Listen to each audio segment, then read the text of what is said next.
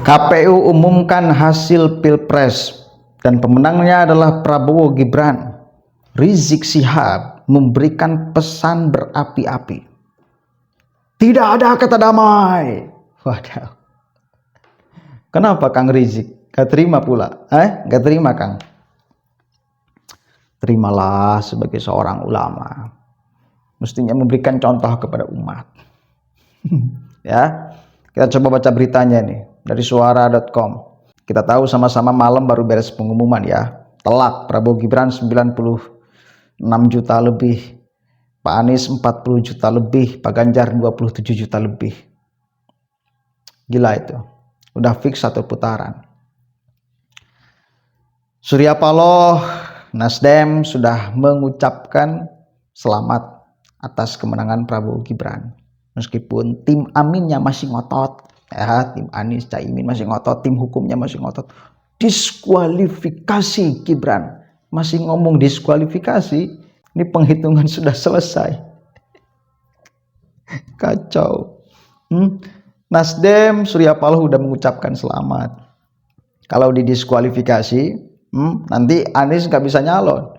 Karena Surya Palohnya merapat ke Prabowo, Nasdemnya merapat ke Prabowo. Kalaupun kemudian pada akhirnya PKS dan PKB bersatu, Nasdem tidak. Udahlah, jangan berandai-andai lah, nggak mungkin itu. KPU umumkan hasil Pilpres, Rizik Syihab kirim pesan berapi-api. Tidak ada kata damai. Aduh, serem. Habib Rizik Syihab menegaskan tidak ada kata damai untuk dugaan praktik kecurangan di Pilpres 2024. Hal itu disampaikan Habib Rizik saat memberikan tausiah di Masjid Jami An-Nur, Petojo, Jakarta Pusat. Rizik awalnya memberikan pesan agar umat Islam untuk bersatu dalam hal-hal kebaikan dan memperjuangkan syariah Islam. Rizik kemudian menegaskan agar umat jangan bersatu dengan kegiatan buruk dan mendatangkan dosa. Jangan bersatu dalam kemaksiatan, jangan bersatu dalam kezaliman, jangan bersatu dalam kemungkaran, jangan bersatu dalam kebiadaban, dan jangan bersatu dalam korupsi. Juga jangan bersatu dalam kecurangan. Lemes ya bacanya ya. Udah sore nih. Memuji lapar. Gak apa-apa, kita lanjutkan. Ditegaskan oleh Rizik, umat muslim wajib bekerja sama dalam hal kebaikan dan ketakwaan kepada Allah Subhanahu wa taala.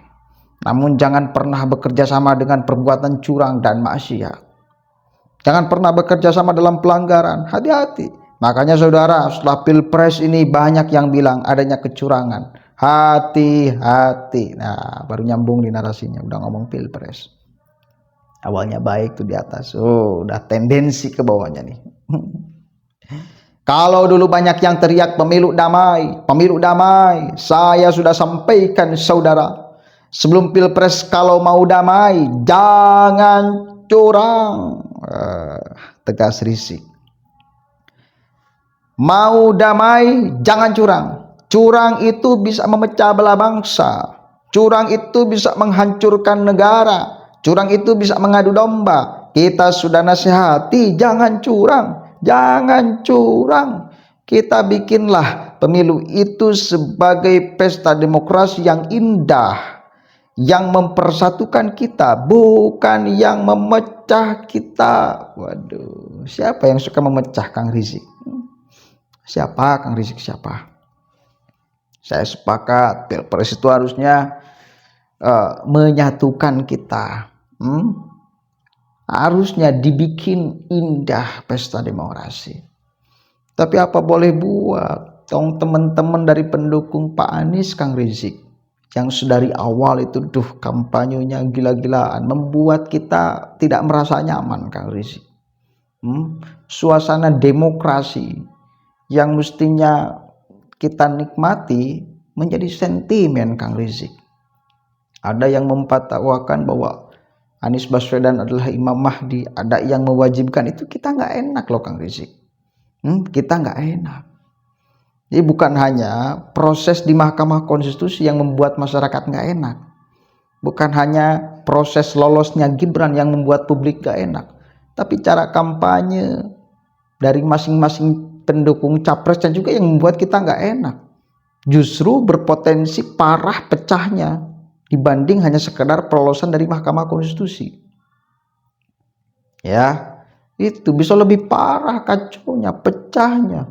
Orang mengatakan bahwa Anies Baswedan adalah Imam Mahdi, ini di angka rumput bisa ributnya luar biasa dibanding ribut karena urusan Mahkamah Konstitusi. Karena lolos Gibran. Percaya deh. Itu membuat ribut, iya. Iya, emang membuat ribut urusan Mahkamah Konstitusi itu. Tapi saya yakin lambat laun masyarakat Indonesia, apalagi Gen Z ini, akan terbuka, akan tersadar. Oh, jangan-jangan memang ini adalah jalan yang mesti ditempuh. Ya, jalur terjal yang mesti kemudian ditempuh. Agar nanti ke depannya kaula muda bisa berpotensi masuk juga sama. Seperti posisinya Gibran. Oke, mungkin sekarang Gibran itu masuknya lewat jalur politik. Ya, ordal katakan kalau bahasa Anies itu, lewat ordal. Tapi kembali lagi saya lebih kepada percaya ucapan Deddy Corbuzier. Siapa sih di sini tokoh-tokoh ini yang tidak pakai ordal? Semuanya juga pakai ordal. Siapa coba yang tidak pakai ordal? Semuanya pakai ordal. Justru demi kemaslahatan. Bila memang ada kebaikan di sana, kalaupun harus pakai ordal nggak apa-apa, karena semuanya juga melakukan pakai ordal juga.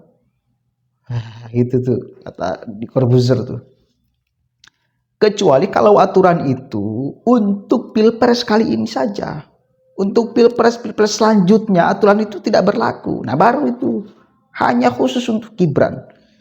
Tapi untuk membuka jalan doang untuk kedepannya, bisa jadi kita, bisa jadi masyarakat yang di bawah yang naik, Gen Z yang di bawah yang naik, gitu. Hanya membuka jalan, terjal memang akan mendapatkan hujatan, cacian dan makian memang.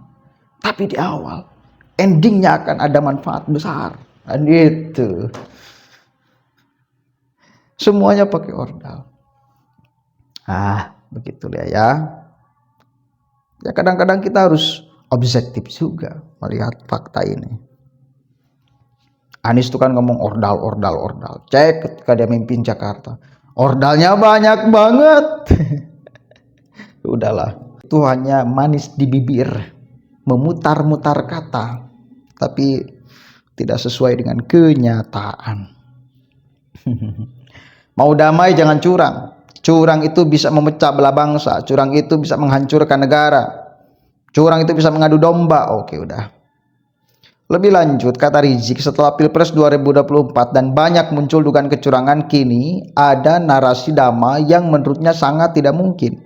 Kalau sudah curang, terus teriak mari kita damai, mari kita damai. Mana mungkin kita damai dalam kecurangan? Mana mungkin kita damai dalam kezaliman?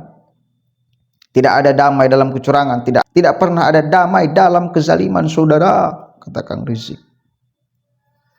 Rizik mengatakan bahwa jika ingin damai, mari kita semua tegakkan kebenaran dan keadilan. Rizik menyambut bahwa kecurangan di Pilpres 2024 sangat terang benderang. Bahkan orang buta bisa melihat kecurangan pemilu. Lo bayangin deh, orang buta aja bisa lihat, orang budak juga bisa dengar itu. Karena kecurangannya sudah sangat luar biasa. Oke, udah cukup lah ya. Itu dari suara.com. Tapi biasa narasi curang disampaikan oleh Kang Rizik dan kawan-kawan yang terbiasa kalah setiap pilpres itu ya menjadi sesuatu yang tidak aneh sih. Menjadi sesuatu yang tidak aneh, saudara. Tidak aneh. 2014 seperti itu, 2019 juga sama, 2024 juga sama. Dan mungkin di 2000 selanjutnya bila ada yang didukung oleh Rizik dan kawan-kawan akan tumbang. Mungkin kita prediksi seperti itu sih. Biasanya juga seperti itu. Jadi bukan keanehan ya. Assalamualaikum warahmatullahi wabarakatuh.